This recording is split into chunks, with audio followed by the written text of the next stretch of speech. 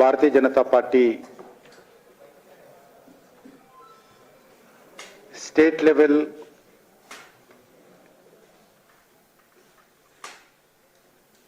Meeting 28వ తేదీ హైదరాబాద్లో జరగనుంది.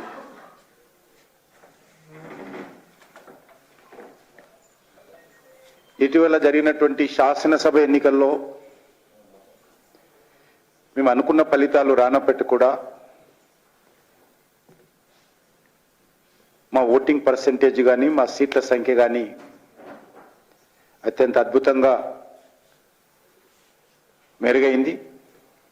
100% ఓటింగ్ పర్సెంటేజ్ పెరిగినటువంటి పార్టీ ఒక భారతీయ జనతా పార్టీ ఎన్నికల్లో. ఆ రకంగా వచ్చేటువంటి పార్లమెంట్ ఎన్నికల్లో కూడా పూర్తి స్థాయిలో సంస్థ కావాల్సినటువంటి అవసరం ఉందన్నటువంటి భావనతో 28వ తేదీ సమావేశం ఏర్పాటు చేయడం జరిగింది. ఈ సమావేశంలో మండల ప్రెసిడెంట్ నుంచి జాతీయ స్థాయి నాయకుల వరకు ఉన్నటువంటి బాధ్యత కలిగినటువంటి ప్రతి ఒక్కరు కూడా, ముఖ్యమైనటువంటి mandal presidents, assembly convener, assembly incharges, district president, district general secretaries, state council members, national council members, parliament conveners, parliament ఇన్ఛార్జీలు, రాష్ట్ర పదాధికారులు, మోర్చాల రాష్ట్ర పదాధికారులు, జాతీయ కార్యవర్గ సభ్యులు, శాసనసభ్యులు, పార్లమెంట్ సభ్యులు అందరూ కూడా ఈ విస్తృత స్థాయి సమావేశంలో పాల్గొంటారు. ఈ సమావేశానికి పార్టీ సీనియర్ నాయకులు, కేంద్ర హోంమంత్రి అమిత్ షా గారు, పార్టీ జాతీయ ప్రధాన కార్యదర్శులు తరుణ్ చుగ్ గారు, సునీల్ బన్సల్ గారు, బండి సంజయ్ గారు, ఓబీసీ జాతీయ మోర్చా అధ్యక్షులు డాక్టర్ లక్ష్మణ్ గారు, అదేవిధంగా రాష్ట్ర పార్టీ వ్యవహారాల ఇన్ఛార్జీలు అందరూ కూడా పాల్గొంటారు. ఈ సమావేశము ఎయిర్పోర్ట్ రింగ్ రోడ్ దగ్గర కొంగర విలేజ్ దగ్గర ఉన్నటువంటి శ్లోక ఫంక్షన్ హాల్లో ఈ సమావేశం ఉంటుంది. వచ్చేటువంటి 20 days ఎలక్షన్ యాక్షన్ ప్లాన్ రూపకల్పన చేసి ముందుకెళ్తాం. ఈ 90 రోజుల యాక్షన్ ప్లాన్తో వచ్చేటువంటి పార్లమెంట్ ఎన్నికల్లో పూర్తి స్థాయిలో సంసిద్ధమయ్యే విధంగా ముందుకెళ్లాలని నిర్ణయం తీసుకోవడం జరిగింది. ఇటీవల నేషనల్ లెవెల్లో జాతీయ పదాధికారులు, వివిధ రాష్ట్రాల అధ్యక్షులతో ఒక ప్రత్యేక 2 రోజుల సమావేశం 22, 23 2 రోజుల పాటు ఢిల్లీలో జరిగింది. ఆ సమావేశంలో జాతీయ అధ్యక్షులు జగత్ ప్రకాష్ నడ్డా గారు, ప్రధానమంత్రి శ్రీ నరేంద్ర మోడీ గారు, అమిత్ షా గారు అనేక విషయాలపైన, ఇటీవల జరిగినటువంటి శాసనసభ 5 రాష్ట్రాల ఎన్నికలపైన సమీక్ష, అదేవిధంగా భవిష్యత్తు పార్లమెంట్ ఎన్నికలకు సంబంధించినటువంటి కార్యాచరణ ప్రణాళిక పైన చర్చించడం జరిగింది. అందులో నిర్ణయంలో భాగంగానే తెలంగాణ రాష్ట్ర స్థాయి విస్తృత స్థాయి నాయకుల సమావేశం 28 జరపాలని నిర్ణయించడం జరిగింది. ఈరోజు తెలంగాణలో కూడా అన్ని వర్గాలలో ఒక చర్చ జరుగుతూ ఉంది. భారతీయ జనతా పార్టీకి, నరేంద్ర మోడీ గారికి సానుకూలమైనటువంటి చర్చ. గత ఎన్నికలప్పుడు కూడా, శాసనసభ ఎన్నికలప్పుడు కూడా చాలా మంది గ్రామీణ స్థాయిలో ఉన్నటువంటి ఓటర్లు కానీ, ప్రజలు కానీ, అన్ని వర్గాల ప్రజలు కూడా ఎన్నికల్లో మీకు ఓటు వేయకపోయినా వచ్చే పార్లమెంట్ ఎన్నికల్లో ఢిల్లీ ఓటు నరేంద్ర మోడీ గారికే ప్రధానిగా ఓటు నరేంద్ర మోడీ గారికి అనేటువంటి విషయము చాలా స్పష్టంగా అన్ని వర్గాల ప్రజలు చెప్పారు. ఈరోజు ఎన్నికలు ఎప్పుడు వస్తాయా, మోడీ గారికి మద్దతు ఇవ్వాలి అనేటువంటి ఆలోచనతో తెలంగాణ ప్రజలు కూడా దేశ ప్రజలతో సహా ఎదురు చూస్తున్నారు. 5 రాష్ట్రాల ఎన్నికల్లో చాలా మంది రాహుల్ గాంధీ గారు కావచ్చు, మిగతా అనేక మంది నాయకులు ఇది పార్లమెంట్ ఎన్నికలకు సెమీఫైనల్ అనేక రకాలుగా రెచ్చగొట్టేటువంటి ప్రయత్నం చేశారు. కానీ ఈరోజు మేము వాళ్ళు సెమీఫైనల్ అన్నప్పటికీ మేము ఏమనకపోయినా కూడా ప్రజలు యూపీఏ భాగస్వామ్య పక్షాలు చేసినటువంటి సవాలును ప్రజలు స్వీకరించారు. ప్రజలు స్వీకరించి 2 రాష్ట్రాల్లో కాంగ్రెస్ పార్టీ ప్రభుత్వాన్ని కూలదోసి భారతీయ జనతా పార్టీకి పట్టం కట్టారు. భారతీయ జనతా పార్టీ అధికారంలో ఉన్నటువంటి మధ్యప్రదేశ్లో నవ్వుతో నా భవిష్యత్ అనే విధంగా మెజార్టీ, అత్యధికమైనటువంటి మెజార్టీ రికార్డు స్థాయిలో మధ్యప్రదేశ్లో బీజేపీకి ఇవ్వడం జరిగింది. ఆ రకంగా పార్లమెంటు సెమీఫైనల్ అన్నటువంటి కాంగ్రెస్ వారి మిత్రపక్షాలు చేసిన సవాలును ప్రజలు స్వీకరించి ఈరోజు తమ స్పందన వ్యక్తం చేయడం జరిగింది. పార్లమెంట్ ఎన్నికలతో ముడిపెట్టకపోతే అది వేరే రకంగా ఉండేనేమో, కానీ ఈరోజు ఎన్నికల్లో ముడిపెట్టతోటి ప్రజలు ఈ దేశానికి మోడీ గారే కావాలి, ప్రధానిగా ఆయననే ఉండాలి, వారి నేతృత్వంలోనే దేశం ముందుకెళ్తుంది, మోడీ గారి నేతృత్వంలోనే దేశం అభివృద్ధి చెందుతుంది, అవినీతి రహితమైనటువంటి పరిపాలన, కుటుంబ సభ్యుల జోక్యం లేనటువంటి పరిపాలన, ఒక ప్రజా పరిపాలన దేశంలో రాబోతుందనే విషయాన్ని ఈ సందర్భంగా మనవి చేస్తా ఉన్నాను. ఖచ్చితంగా నరేంద్ర మోడీ గారు అద్భుతమైనటువంటి మెజార్టీతో ఎవరు ఊహించని విధంగా హ్యాట్రిక్ సాధించబోతున్నారు.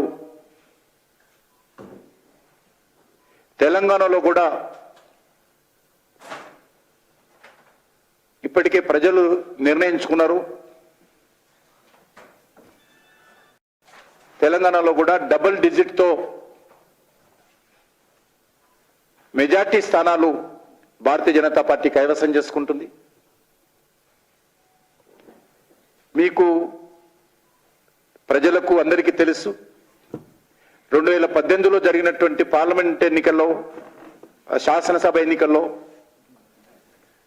భారతీయ జనతా పార్టీకి 6.8% ఓటు రావడం జరిగింది.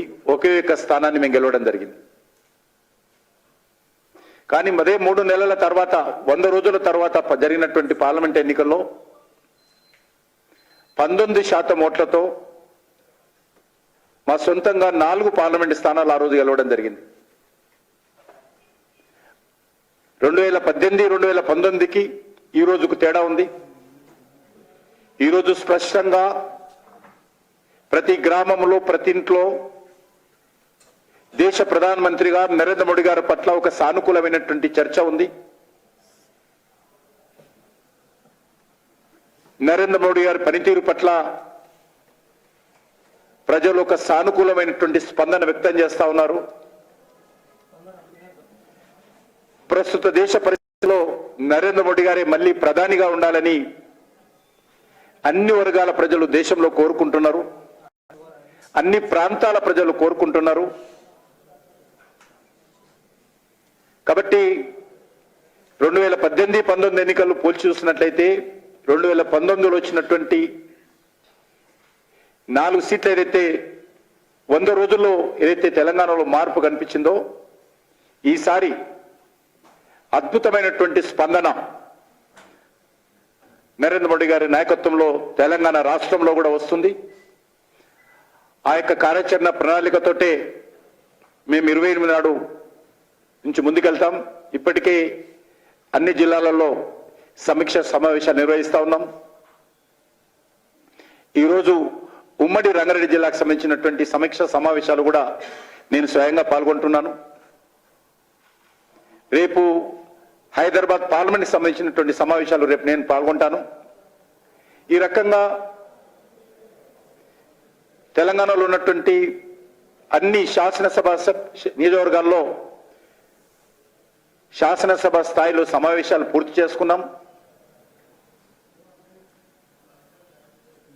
వచ్చేటువంటి పార్లమెంట్ ఎన్నికలకు పూర్తిగా పార్టీ యంత్రాన్ని సిద్ధం చేసేటువంటి ప్రయత్నం చేస్తా ఉన్నాం. ఆ దిశలోనే ఈరోజు పార్టీకి సంబంధించినటువంటి పోలింగ్ బూత్ స్థాయి నుంచి సమావేశాలు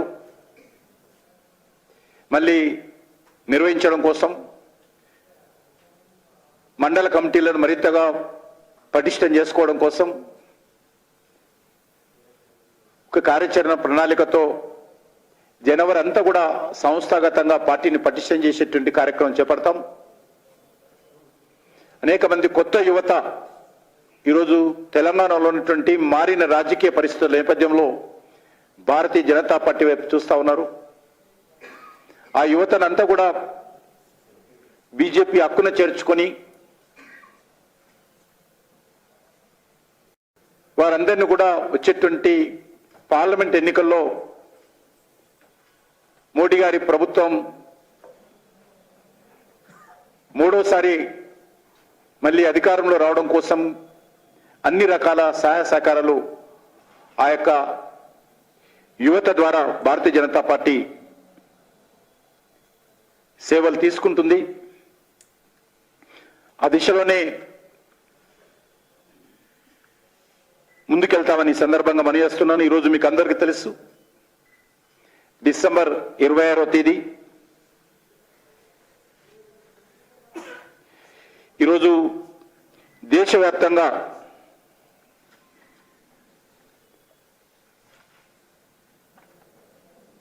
భారత ప్రభుత్వం ఆధ్వర్యంలో అదేవిధంగా భారతీయ జనతా పార్టీ ఆధ్వర్యంలో వీర బాల దివస్ పేరుతోటి కార్యక్రమాలు నిర్వహిస్తా ఉన్నాం. నేను ఇంతకు ముందే అమీర్పేటలో ఆ కార్యక్రమంలో పాల్గొని వస్తా ఉన్నాను. సిక్కు ఖల్సా పంతులో 10వ గురువు అయినటువంటి శ్రీ గురు గోవింద్ సింగ్ ఆ రోజు ధర్మ రక్షణ కోసం మొఘలులతో పోరాటం చేసి వారు అమరవీరుడు కావడం జరిగింది. అదేవిధంగా మొఘలుల దౌర్జన్యానికి మొఘలుల ఆక్రమణకు పోరాటం చేస్తూ గురు గోవింద్ సింగ్ సంబంధించినటువంటి 2 పెద్ద కుమారులు కూడా అదేవిధంగా బలిదానం అయ్యారు. చివరకు వారి చిన్న కుమారులైనటువంటి జోరావర్ సింగ్, ఫతే సింగ్, 9 సంవత్సరాల జోరావర్ సింగ్, 7 సంవత్సరాల ఫతే సింగ్ ఇద్దరిని కూడా బందీ చేసి ఔరంగజేబు మీరు సిక్కు మతాన్ని వదిలేసి ఇస్లాం మతానికి స్వీకరించాలని చెప్పి ఆ పసిపిల్లలను ఒత్తిడి చేయడం జరిగింది. జైల్లో పెట్టి అనేక రకాల హింసించడం జరిగింది. కానీ ఆ 2 పసిపిల్లలు కూడా జోరావర్ సింగ్ 9 years, ఫతే సింగ్ 7 years, ఆ వయసులో కూడా పసిపిల్లలు ఉన్నప్పుడే గురు గోవింద్ సింగ్ వాళ్ళందరూ కూడా ధర్మం పట్ల మరి త్యాగం పట్ల పోరాటాల పట్ల పసిపిల్లలకు చిన్నప్పటి నుంచే అనేక రకాలుగా నేర్పడంతో ఆ పసిపిల్లలు మేము తండ్రి గారి అడుగుజాడలో మేము నడుస్తాం తప్ప మేము ఇస్లాం స్వీకరించే ప్రసక్తి లేదని చెప్పి ఆ యొక్క మొఘల్ రాజులకు మొఘల్ సైన్యానికి చెప్పడం జరిగింది. తమ ఊపిరి ఆపివేసినా కూడా నమ్మిన ధర్మాన్ని త్యజించకుండానే ధర్మ పరిరక్షణ కోసం ఆ పసిపిల్లలిద్దరూ త్యాగం చేయడం జరుగుతుంది. చిన్నపిల్లలైనటువంటి విచక్షణ లేకుండా ఆ రోజు ఔరంగజేబు రాజ్యంలో మొఘల్ సైన్యము సజీవ సమాధి చేసి వాళ్ళ ప్రాణాలు తీయడం జరిగింది. అందుకే గత సంవత్సరము సాంస్కృతిక మంత్రిత్వ శాఖ తరఫున మేము మొదటిసారిగా ఈ యొక్క 26వ తేదీ డిసెంబర్ వీర భారత్ దివస్గా ఢిల్లీలో ఆజాద్ కా అమృత్ మహోత్సవ్ సంబంధించినటువంటి కార్యక్రమంలో భాగంగా భారత ప్రభుత్వం తరఫున కార్యక్రమం చేపడితే దానికి ప్రధానమంత్రి గారు ముఖ్య అతిథిగా వచ్చి ఈ యొక్క గురు గోవింద్ సింగ్ కుమారులు చేసినటువంటి త్యాగానికి ఈ దేశమంతా కూడా తెలుసుకోవాల్సిన అవసరం ఉంది. వాళ్ళు ఏ రకంగా ధర్మం కోసం నమ్మిన సిద్ధాంతం కోసం ప్రాణత్యాగం చేశారో, భావితరాలకు తమ ధర్మ నిరతిని ఏ రకంగా చాటి చెప్పారో దాన్ని అన్ని వర్గాల యువత కూడా బాలులు కూడా ఆదర్శంగా తీసుకోవాల్సిన అవసరం ఉందని చెప్పి భారత ప్రభుత్వం తరఫున ప్రతి సంవత్సరం కూడా డిసెంబర్ 26ను వీర బాల దివస్గా ప్రకటిస్తామని చెప్పి నిర్వహిస్తామని చెప్పి నిర్ణయం తీసుకొని మొదటిసారి ఈ సంవత్సరం దేశమంతా కూడా వీర బాల దివస్గా కార్యక్రమం చేపడుతున్నాము. ఈరోజు దేశంలో ఉన్నటువంటి పార్లమెంట్ సభ్యులు, శాసనసభ్యులు, మంత్రులు, కేంద్ర మంత్రులు, ముఖ్యమంత్రులు అందరూ కూడా తమ తమ ప్రాంతాలలో ఉన్నటువంటి గురుద్వారాలకు వెళ్ళడము, ఈ యొక్క గురు గోవింద్ సింగ్ కుమారులైనటువంటి జోరావర్ సింగ్, ఫతే సింగ్ సంబంధించినటువంటి త్యాగానికి, బలిదానానికి శ్రద్ధాంజలి నివాళులు అర్పించేటువంటి కార్యక్రమం ఈరోజు చేస్తా ఉన్నాం దేశమంతా కూడా. అది వారి త్యాగము దేశ సమగ్రతకు, సమైక్యతకు అద్దం పడతా ఉంది అనేటువంటి ఆలోచనతో ఈ కార్యక్రమాన్ని చేపట్టడం జరుగుతూ ఉంది. అంతేకాకుండా ఏదైతే జనవరి 22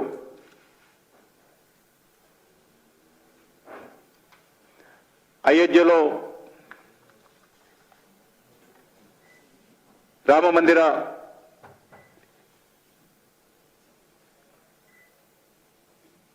దేవాలయానికి సంబంధించినటువంటి శ్రీ రామ జన్మభూమి భవ్య మందిర ప్రాణ ప్రతిష్ఠ ఉన్నటువంటి విషయం మనకందరికీ తెలుసు. దీనికి సంబంధించినటువంటి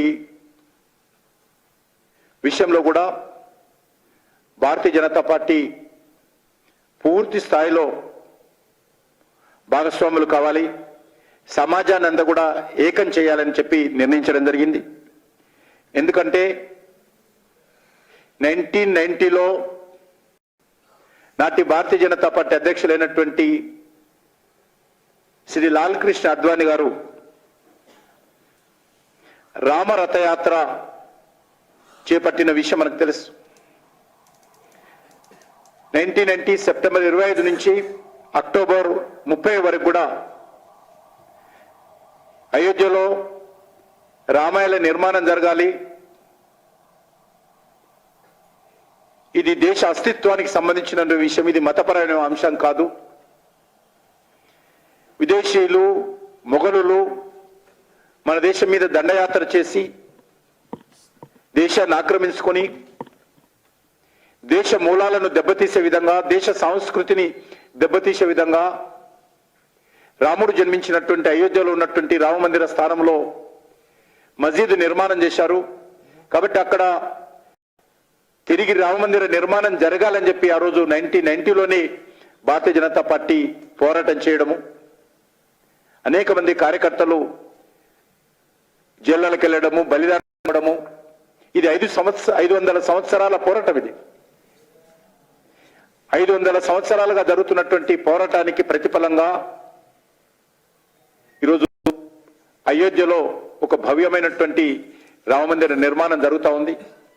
ఈ దేశంలో ఉన్నటువంటి కోట్లాది మంది హిందువులు ఎంతో ఆతృతతో భక్తి భావనతో రామ మందిర నిర్మాణం కోసం ఎదురు చూశారు, పోరాటం చేశారు.